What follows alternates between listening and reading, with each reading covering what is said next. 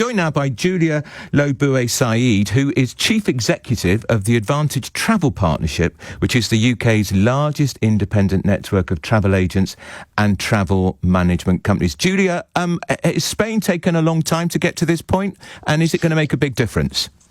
Well, good evening, Andrew. It's taken an awful long time, and in terms of half term, which starts for many this weekend, it's far too late. I mean, lots of people who had bookings, we've had thousands and thousands of cancellations leading up to half term, frankly, because families with children who were unvaccinated were unable to travel. Too late for now, but clearly we've got some Easter approaching, so hopefully Spain will benefit somewhat for later on in the summer. Why has Spain taken longer than other countries, Julia, in your view?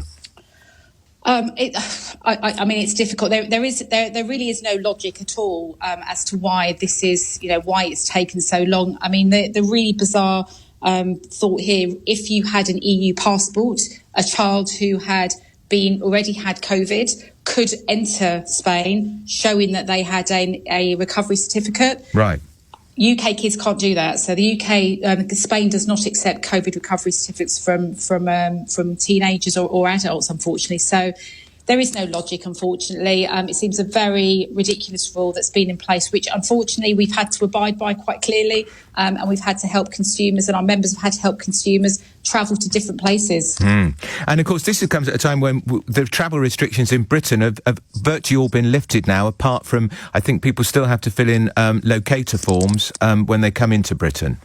They do. It is based on your vaccination status. So if you're fully vaccinated, you can come back from today without the need of any testing.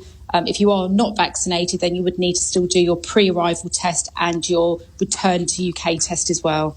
And do you see signs now, Julia, that travel, more people are now beginning to fly abroad from Britain, and equally the inward travel is picking up as well, or not? Oh, absolutely. When you think of where we've come from, 9 months ago, travel was still illegal. So for amazing. A huge, for an awful long time, the travel industry, businesses that I represent, have been absolutely decimated. Without a shadow of a doubt, as the UK have lifted restrictions, as we've seen restrictions are lifted across the world, we are absolutely seeing a resurgence of travel. Huge amount of pent-up demand, families that haven't seen each other for months. So it's going in the right direction, Andrew, but there's a long way to go, and it's exceptionally complicated. Yeah, I was talking to someone today who said they hope at some point the government actually embarks on a major marketing campaign to say that Britain is open for business, the restrictions have been lifted, and we are moving ahead of most other countries in Europe in how quickly we're getting rid of, for instance, the requirement to isolate for 5 days if you're COVID positive. Absolutely, and actually Visit Britain are doing that right now. I've seen lots of great advertising and for exactly that reason, marketing to other destinations that the UK is open, and actually whether we accept it or not, the UK is far more advanced in terms of easing their restrictions from a travel perspective. Still some way to go. We're not quite there yet, but we've come a long way. So it's really great news for the travel industry.